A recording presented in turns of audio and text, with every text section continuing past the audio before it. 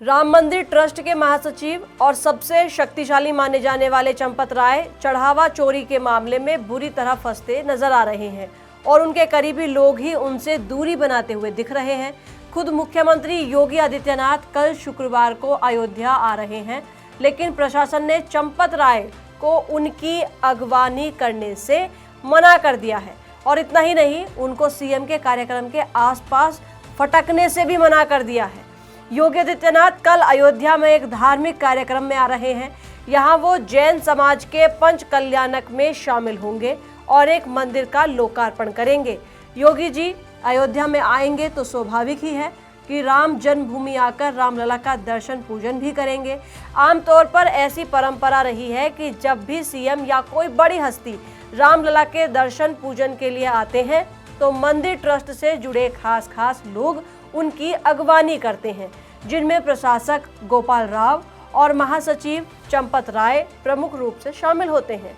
लेकिन यूपी सरकार और प्रशासन की तरफ से चंपत राय को इस कार्यक्रम में मौजूद रहने और सीएम को रिसीव करने से मना कर दिया गया है और उनसे कहा है कि अपनी जगह आप किसी और को इसके लिए नॉमिनेट कर दें। ये निर्देश खास तौर पर अयोध्या जिला प्रशासन की ओर से जारी हुआ है, जिसमें चंपत राय से ये कहा गया है कि मुख्यमंत्री के राम मंदिर दर्शन पूजन कार्यक्रम की व्यवस्था के लिए वो किसी अन्य व्यक्ति को अपना प्रतिनिधि नामित करें और इसकी सूचना ड्यूटी मजिस्ट्रेट की CUG नंबर पर उपलब्ध कराएं।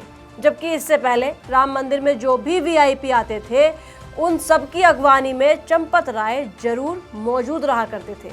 लेकिन राम मंदिर के चढ़ावे में से करोड़ों रुपए की हेराफेरी उजागर होने के बाद हालात बदल गए हैं।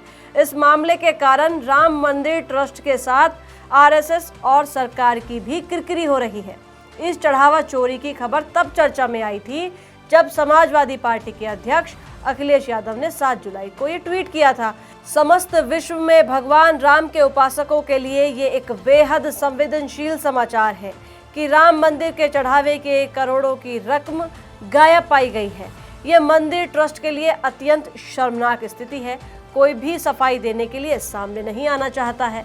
न्यायालय ने स्वतः संज्ञान लेने की मांग की है, क्योंकि इसका सीधा संबंध वैश्विक स्तर पर समस्त सनातनी समाज की प्रभु राम में गहरी आस्था से जुड़ा हुआ है और सरकार की चुप्पी संदिग्ध है। इसके बाद चंपत राय का करीब 40 सेकंड का एक वीडियो मैसेज आया था कि राम मंदिर में चढ़ावे की निगरानी और बैंक में जमा करने की प्रक्रिया पूरी तरह पारदर्शी है।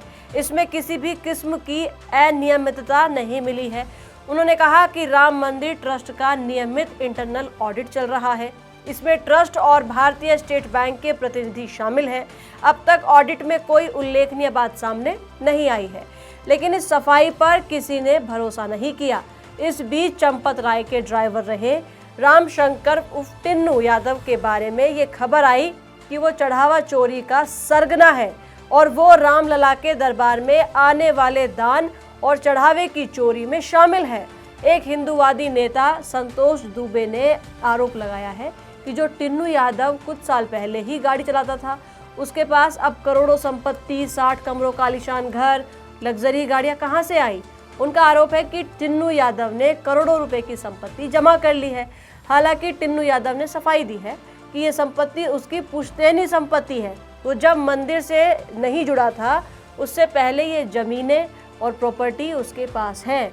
इस सफाई पर कोई भी भरोसा करने के लिए तैयार नहीं है, चाहे अखिलेश यादव हो या शंकराचार्य स्वामी अभिमुक्तेश्वरानंद सरस्वती हो।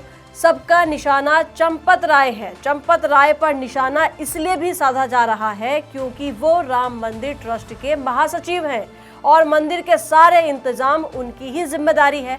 इसके बावजूद जिस तरह लगातार मंदिर में चढ़ावा चोरी होता रहा, लगातार चोरी होने के कारण उससे कहीं ना कहीं मंदिर ट्रस्ट के पदाधिकारी भी शक के घेरे में हैं। पूर्व सांसद विनय कटियार सहित कई दिग्गज नेता, चंपत राय, ट्रस्टी अनिल मिश्रा और व्यवस्थापक गोपाल राव लगातार तीखे हमले कर रहे हैं।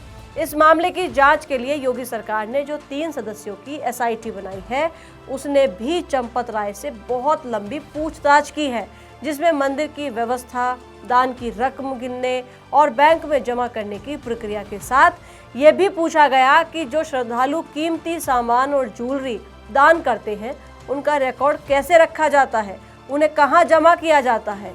इन सब घटनाक्रमों के चलते चंपत राय चढ़ावा केस में बुरी तरह फंसते हुए नजर आ रहे हैं, जबकि वो आरएसएस और विश्व हिंदू परिषद में बहुत प्रभावशाली माने जाते हैं। चंपत राय बचपन से आरएसएस से जुड़े रहे हैं। वो केमिस्ट्री के प्रोफेसर की नौकरी छोड़कर पूरी तरह फुल टाइम संघ का काम करते आ रहे हैं। अभी वो राष्ट्रीय स्वयंसेवक संघ के वरिष्ठ नेता और विश्व हिंदू परिषद के अंतर्राष्ट्रीय उपाध्यक्ष हैं। साथ ही वो 6 साल से श्री राम मंदिर का प्रबंधन करने वाले श्री राम जन्मभूमि तीर्थ क्षेत्र ट्रस्ट के महासचिव हैं। राम मंदिर आंदोलन में उनकी अहम भूमिका और इसकी कानूनी विवाद से लंबे समय से जुड़े रहने के कारण चंपत राय को राम मंदिर आंदोलन का एनसाइक्लोपीडिया और रामलला का पटवारी भी कहा जाता है। मगर चढ़ावा चोरी का खुलासा होने के बाद चंपत राय पर पूरी तरह के आरोप लग रहे हैं। शायद यही वजह है कि सीएम योगी आदित्यनाथ की अगवानी के लिए उनको नहीं बुलाया गया है। हालांकि प्रशासन या ट्रस्ट की ओर से इसका कोई ऑफिशियल बयान नहीं आया है। चंपत राय को अगवानी से दूर रखने का कारण क्यों लिया गया?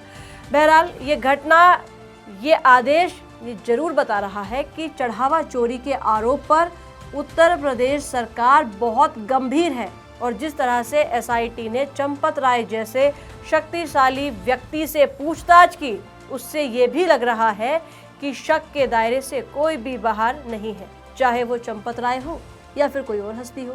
आपका क्या मानना है? यूपी सरकार ने चंपत राय को अगवानी में ना बुलाने का फैसला क्यों लिया? कमेंट करके जरूर बताइए और ऐसी ही खबरें देखने के लिए न्यूज़ मैप इंडिया को सब्सक्राइब जरूर कर लीजिए। धन्यवाद।